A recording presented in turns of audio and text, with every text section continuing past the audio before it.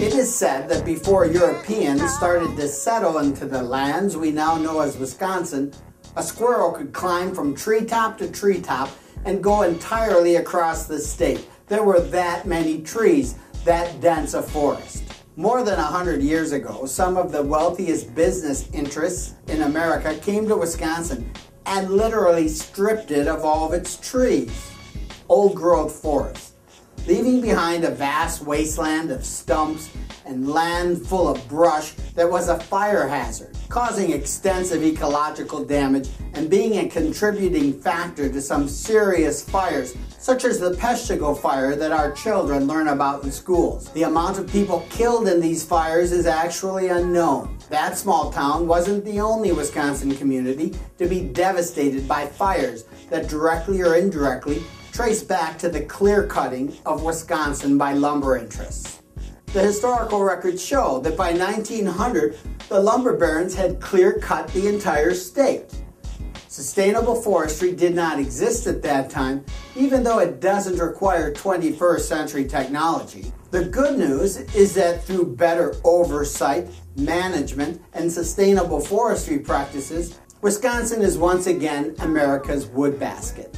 If properly managed, trees grow back, and much of what was lost has been restored. In fact, approximately half of Wisconsin right now is covered with woodlands. But it took government intervention and public monies to do this, direct subsidies and indirect subsidies. Today, woodland owners are given tax breaks, subsidies by taxpayers, if they follow sustainable forestry practices. Did we learn anything from this? Let's fast forward to the 21st century. Today, lumber barons don't wreak economic and ecological destruction on our land. The industry has not only survived, it is healthy, growing, and an important part of the Wisconsin economy. History shows us that responsibly managing natural resources is in the best interest of business and the citizens who live here, and the global community as well. But Wisconsin is once again under attack by immense business interests, much more powerful than the lumber barons ever were. Today, multinational corporate interests connected to the gas and oil drilling industries, refining, and transportation want to do to Wisconsin what lumber barons did more than 100 years ago. These business interests, actually empires such as Koch Industries, want to strip the state of its sandstone deposits, expecting the public to subsidize this operation and then pay for all of the costs that happen when they move their mining operations elsewhere. Big business wants taxpayers to pay for infrastructure to enable the creation of these mines, tax breaks to operate these mines, and then wants to stick the public with all of the costs associated with reclaiming the land and trying to do something sensible, useful with what will be vast sandy wastelands, where there was once vegetation, farms, trees, wildlife, and a balanced ecosystem. But the ecological and economic destruction these multinational corporations want to bring to Wisconsin goes far beyond Wisconsin's traditional economy of farms, recreation, and diverse manufacturing. Large-scale sand mining, actually grinding sandstone formations into a powder for frac sand, will undermine our water quality and the aquifers that feed much of the nation. Not only are the Badger State's sand formations part of the state's natural heritage, they enable the Badger State to have some of the cleanest, highest quality water in the world. Sandstone acts as a filter, a giant sponge if you will. The water drips through the sandstone and becomes purified before it joins the groundwater and the aquifers that feed other parts of America. 500 million years ago, America's heartland was covered with a vast ocean, creating a unique substructure of sandstone, pure silica crystals. Unlike other sands, it is almost as hard as a diamond and is nearly perfectly round. Silica sand is perfect for hydraulic fracturing, cracking open the substructure of the earth, pumping in high-pressure water. Frac sand is used to hold open the fractures in the earth, allowing mines to be more productive. This is what the fracking industry is all about. If there are not proppants for the fracking, such as inexpensive, widely available frac sand, there is no fracking industry. Perhaps now we know why some billionaires have invested millions and millions of dollars into the political career of Governor Scott Walker.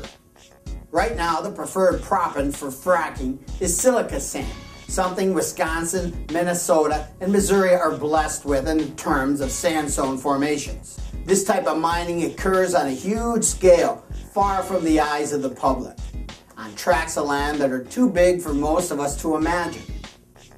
Only aerial photographs and video can accurately demonstrate the scale on which sand mining occurs.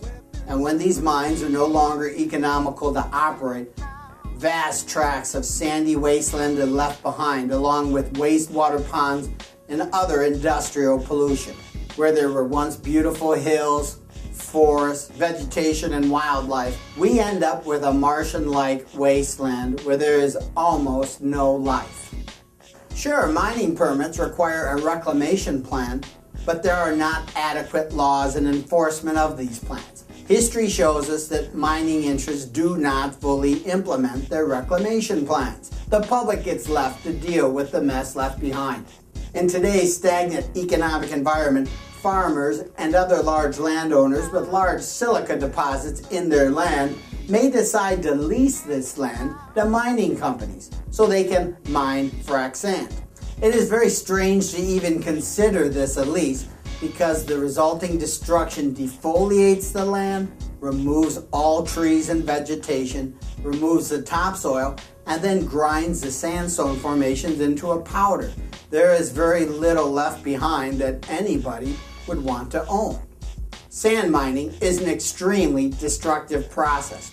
Try to destroy any other property that you lease. It simply wouldn't be allowed. Opening up vast areas of Wisconsin for frac sand mining will create ecological devastation and, unlike forests, will never grow back or replenish itself.